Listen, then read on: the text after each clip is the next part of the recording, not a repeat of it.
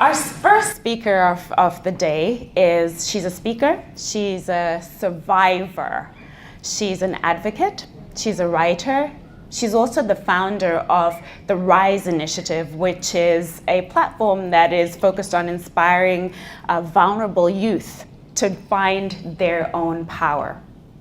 But it wasn't that long ago that she herself was in an incredibly unempowered position. And I'd love to invite up Ms. Rhonelle Bruder to share her incredible story of survival and resilience.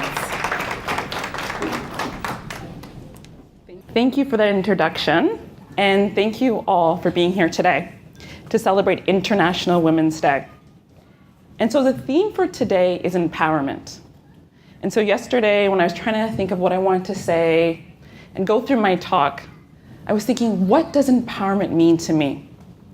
And what is empowerment? So I did what I usually do when I don't know something. I Googled it. So the definition for empowerment: the process of becoming stronger, more confident, especially in controlling one's life and claiming one's rights. So I thought of my life, and I thought, have I always felt empowered? And I realized that for most of my life, in fact, I didn't feel strong, I didn't feel confident, and I didn't feel in control. I felt powerless. And one of my earliest memories of feeling powerless was when I was 3 years old. So I was born in a tiny little island called St. Vincent. Don't know if any of you guys know where that is. I was born to a young single mom. She worked as a cleaner for wealthy white families, because that's what many young Black women did without an education and without support. And knowing that she couldn't provide for her children, she decided to give myself and my sister up for adoption. I don't remember the day that I was adopted, because I was so young, but I remember the emotion. Even at 3 years old, intuitively, I knew that I may never see this woman again, the woman that had given birth to me, that had given me life. And I felt powerless. Powerless because there's nothing I could do, and there's nothing that I could say. And so I moved to Canada with my new family and my sister, and I grew up in London, Ontario. And London is a great city. However, when I grew up there with my sister, we were one of the only Black people in our town. We're the only Black people in our school. And because my family was white, we're really the only Black people in our family as well. And so growing up in London, I experienced a lot of discrimination, teasing, bullying. But my parents loved us, and they tried to do the very best they could to give us everything. My father worked 2 jobs to support us. My mom was a stay-at-home mom. But unfortunately, both of my parents suffered from mental illness. So as much as they wanted to give us and do everything they could for their girls, they didn't have it in them. And back then, mental illness wasn't what it is today. The stigma was there. We didn't have Bell Let's Talk. So either you went to what we called the loony house, or you just stayed home and dealt with your illness. And that's what my parents did. So growing up, I remember seeing my mom. She would sit in her chair, and she would just stare at the wall for hours and hours. And I'd say, Mom, I'd try to get her attention, but I couldn't. And again, I felt powerless. Powerless because I couldn't help my parents. I couldn't do anything. Powerless because when I went to school, I didn't fit in.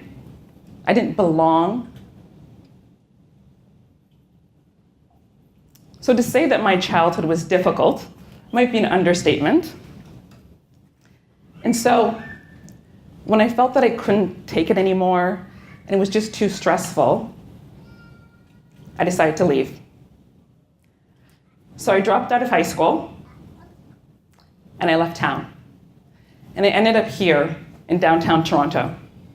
alone, and ended up on the streets. I was very fortunate because when I was on the streets, I met other street kids, and they told me about Covenant House. I don't know if you guys know what that is, but Covenant House is a homeless shelter for vulnerable youth. And so I stayed there and was able to get food and was able to get shelter when I needed it. And I met a girl, actually a woman, a young woman, a couple years older than me. And she used to hang out at Covenant House too. But she wasn't like all the other street kids because she lived in a condo. Yeah. So here we all are, just trying to get by, just trying to survive. And she lived in a $500,000 condo. She dressed amazing. She always had her hair and her makeup done.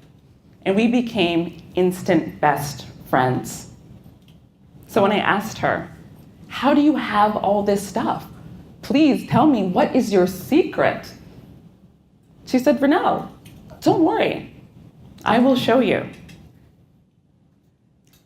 And what I did not know at that time was I was about to feel the most powerless I ever have in my life. Because she introduced me to a man.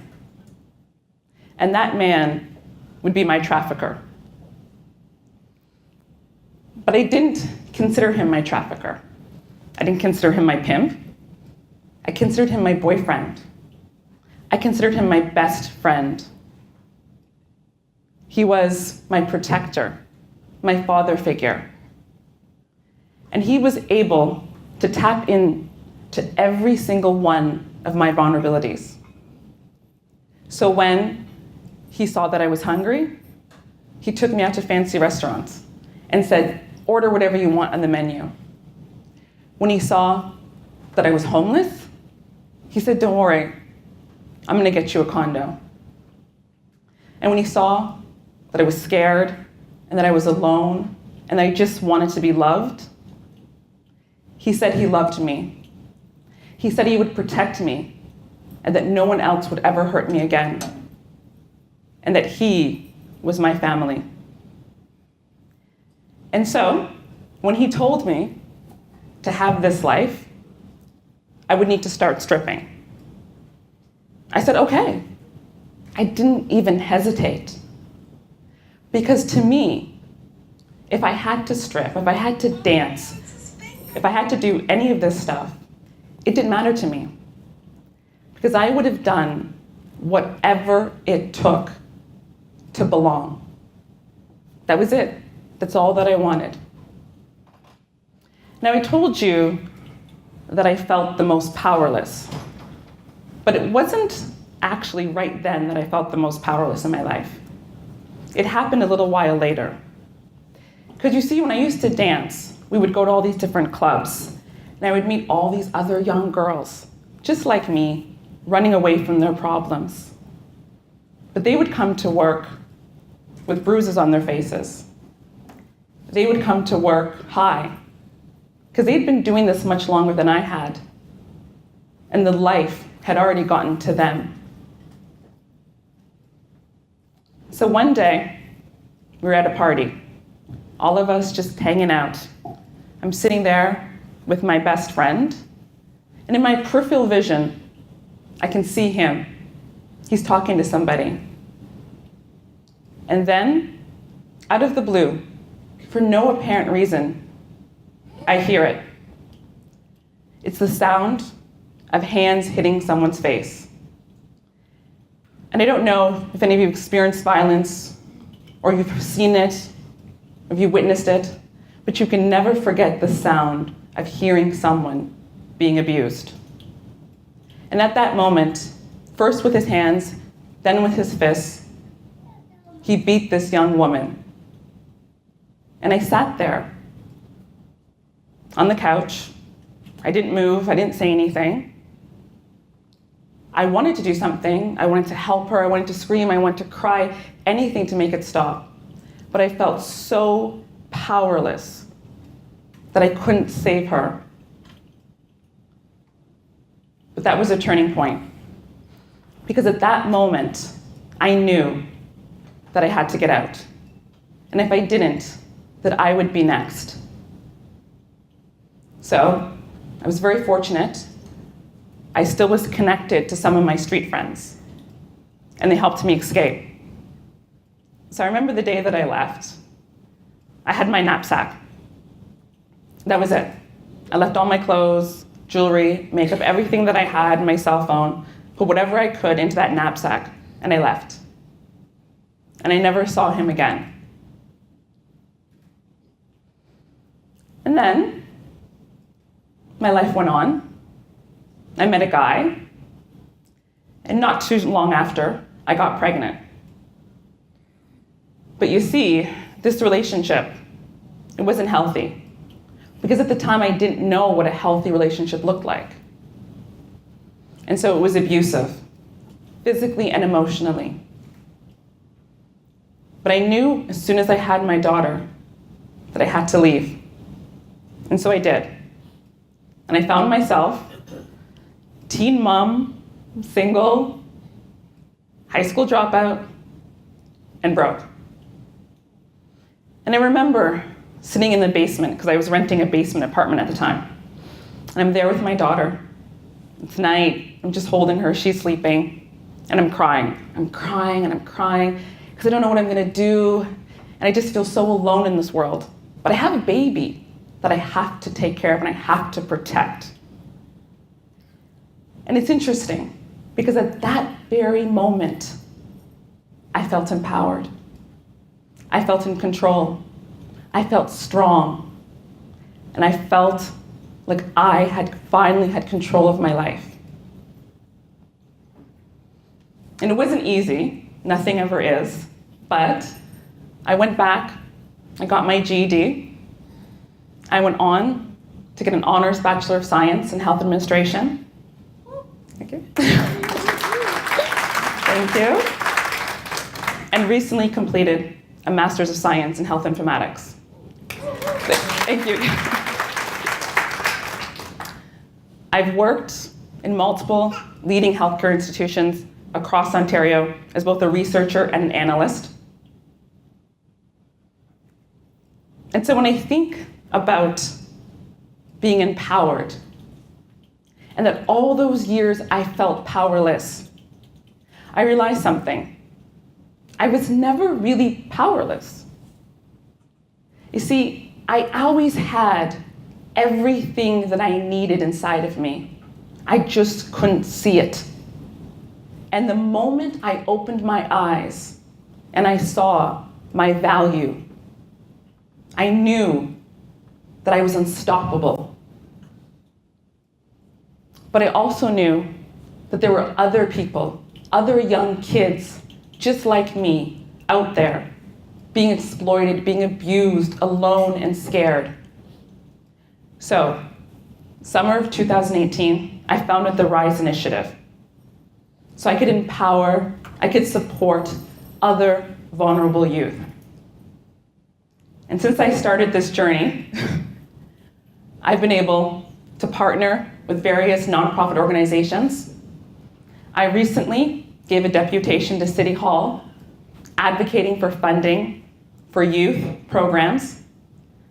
And just yesterday, I sat at a table across from the Prime Minister of Canada, Justin Trudeau, and I advocated for survivors of human trafficking. I advocated for homeless youth. I advocated for Black girls. Thank you.